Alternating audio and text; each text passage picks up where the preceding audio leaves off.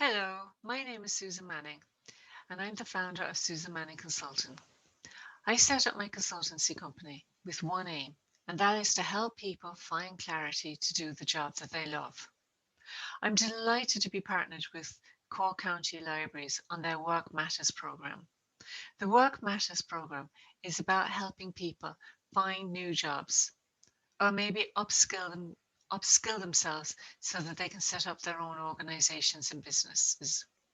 If you'd like to find out more information about Work Matters, please go to Cork County Library website. Today, I'm going to walk you through my 4-step plan that can help you find clarity and find the job that you love. I'm constantly amazed every day of the amount of people that hate their jobs, the amount of people that tell me that they have pains in their stomach or headaches every Sunday night thinking about the job that they have to go to the following day. And there are many reasons why people don't like their jobs anymore. It might be that you're not working to your passions or your strengths. It might be that you're not working to your values, or maybe your values are different to the values of your manager. It might be that you have just reached the end of that job. You're burnt out from it. I also work with very senior people who don't actually hate their job, but they want to make a career change, but they just don't know what that career change is, and they need help to figure that out. For anyone who is watching today and want to change jobs, I'm sure you have your own reasons. And when you're staring at that and you're looking at this slide, you might be thinking, where do I even start? What do I even do? So the first step to my plan is to get a blank sheet of paper. If you have notepads and you can write on them, that is perfect. But if not, just get a blank sheet of paper and start writing down things that you like to do. Think about the days when you come home from work and you're buzzing and you have lots of energy. What happened that day? What was going on that gave you that energy? Next, start thinking about what are your strengths? And sometimes we can all be very modest and not know what our strengths are. So ask people, ask your colleagues, ask your family members, ask your friends, people that you trust. Can you tell me what my 3 top strengths are? And write them down. What I like to do is put this sheet of paper somewhere, like in the kitchen or in my bedroom, that I can be writing on it every day for a couple of days as things come to me. What are the skills that you like doing? We all have skills, and sometimes they give us energy, and sometimes we're burnt out from them. So don't put up the skills that you're burnt out from, but put up the skills that you love. What is it that you love doing? What are you naturally good at? What have you always been good at? What gives you energy? What gives you your passion? Write it all down. And then if you have the notepads, that's great. You can start to move them around. But if not, just get highlighters and start to identify the patterns. What are the patterns that are emerging? What are the things that are up on that sheet of paper that you hadn't thought about before? What we want to do here is really listen to our unconsciousness. We want to hear what that is saying to us. Often, when we are exhausted from our job and we're not interested in life, we have no clarity in our brain. And my clients often tell me it's like brain fog, that they can't actually think. So, what we want to do through this exercise is remove that brain fog, remove that um, darkness and fogginess that we're seeing, and look at this in a whole new light and look at the patterns. What is it that we're seeing that is jumping out to us that we had forgotten? So, think about that. Once you have that done, maybe you can start to look at online assessments. The library has some assessments that you can look at, but I also like to look at our profile assessments and think about what is important to us. So one that I like to look at and use is MBTI. And again, if you Google MBTI, you can find a huge amount of information about it. But MBTI tells us how we like to think, how we like to make decisions, how we like to work, how we like to communicate with people. I had a client one day who very much liked to be working on his own. He was very much a methodical, analytical person. And his preference type would be known as an introvert. Now, an introvert doesn't mean that you don't like a good party, and it doesn't mean that you're not very sociable, but it just means that you like to work, that you like to do your thinking through reflection. And he was working in a call center, and that call center was very noisy. It was very high paced. It was very much meeting deadlines. And although the work he was doing was the right work for him, in that it was very analytical and it was very much to his skill set and to his education, the environment that he was working in was draining him, and he was going home every evening exhausted. So he since changed jobs. He changed companies. He's doing the same job, I should say. He didn't change jobs, he changed companies. And now he is working in an organization that is playing to his preferences. There's no right or wrong with preferences.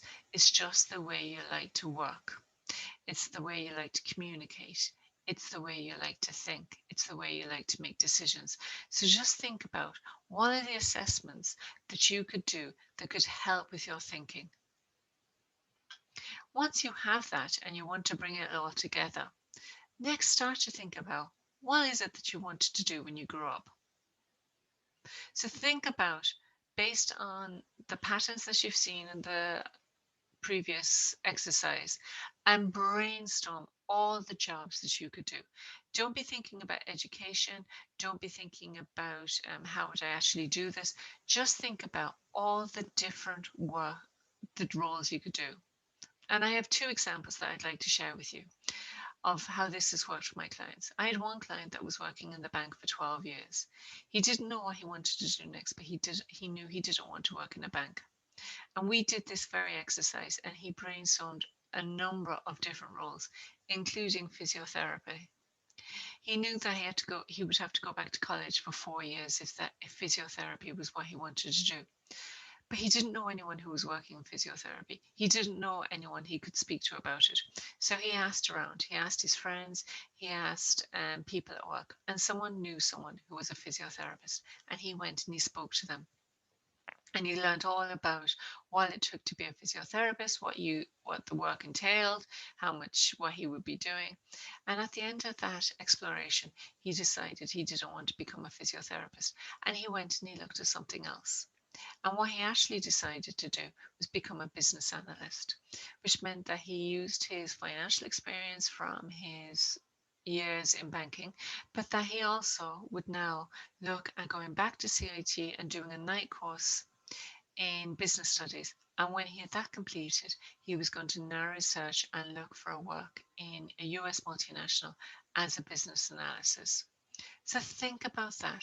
What is it that you love to do, and who can help you figure out whether that's the right job for you?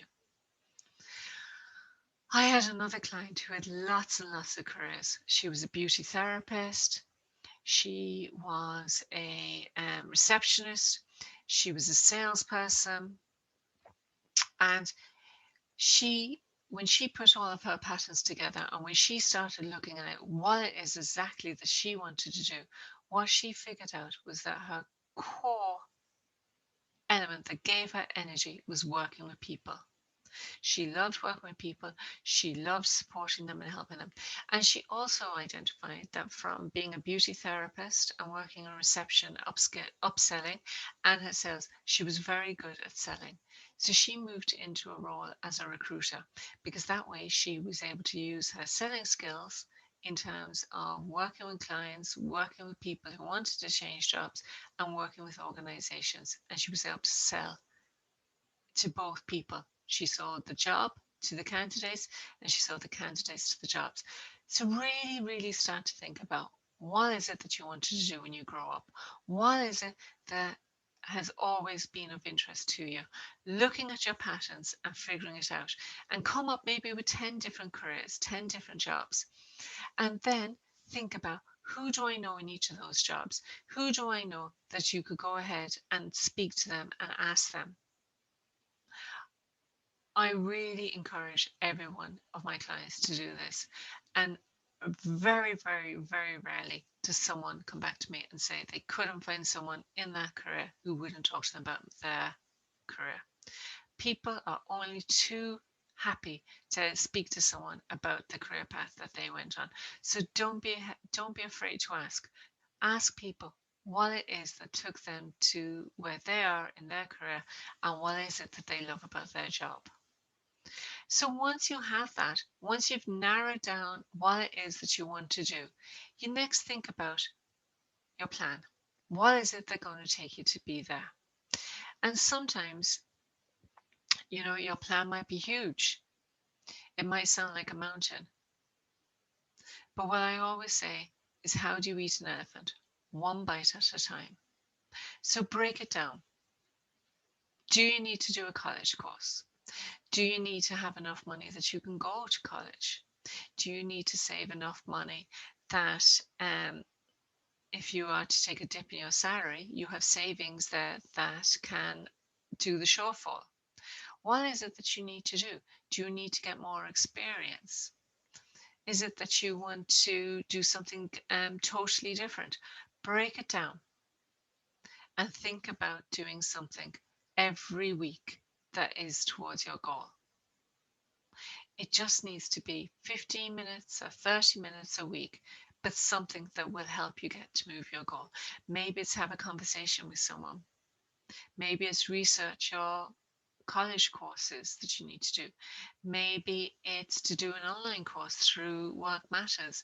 Maybe it's to get your CV in order. Maybe it's to think about what are your transferable skills. Again, maybe it's back to what are your strengths? What is it that you want to do? But make a plan, break it down, break it into weekly goals. I'm a strong believer in that if you just do small, minute things every week, it will lead into a big goal.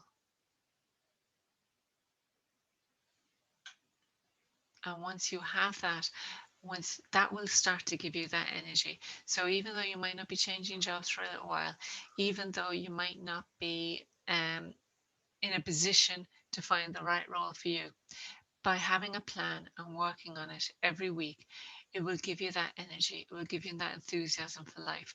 And once you have that, it will start to bubble up inside you. And your physical ailments, such as the brain fog or the headaches or the stomach aches or whatever it might be, the exhaustion for life, will start to live because you'll have power. You'll have that power that you're in control of making a plan, and you're making a plan to your future career. So be proud of that and keep doing something small every day or every week. And finally, just start. There will never be a perfect time to do this. There will never be a perfect time to get going.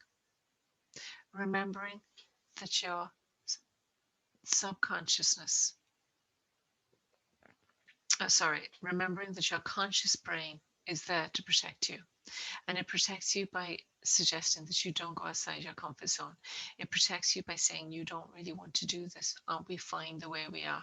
That's how our brain talks to us. But the magic of your new life is in that circle that is just outside your comfort. It's just there. Take small steps to move towards it. And by taking those small steps, you will get to find a career that you love. When I wanted to leave my very well paying corporate job to set up my own company, lots of people told me that I was mad. My conscious brain told me I was mad. But I read a book called When to Jump by Mike Lewis. And what he told me really resonated was that you don't need to agree with me. I just need your support. And I use that to talk to my friends, my family. I don't need you to agree with me. I just need your support. So think about that. Think about what is it that you need just to get going. Even when people around you are saying that you're mad and don't be doing it, just do baby steps every day that moves you towards that career that you want.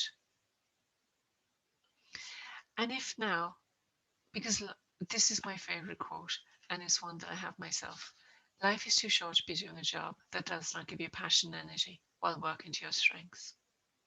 We're all going to be working longer. We're all going to be working um, until we maybe 65, 67, 70. So we need to be working on something that gives us energy. We need to be enjoying what we're doing. So I hope that is of help to you. 4 clear steps in how to find clarity to what you want to do. And I wish you the very, very best of luck. And I encourage you to look at work matters at the Cork County Library website to find out what courses and assessments and tools that they have that can help you find clarity in your job. And I ask you to dream big, take action. Dream big, set a goal, and take action. And I wish you all the very, very best of luck. Thank you.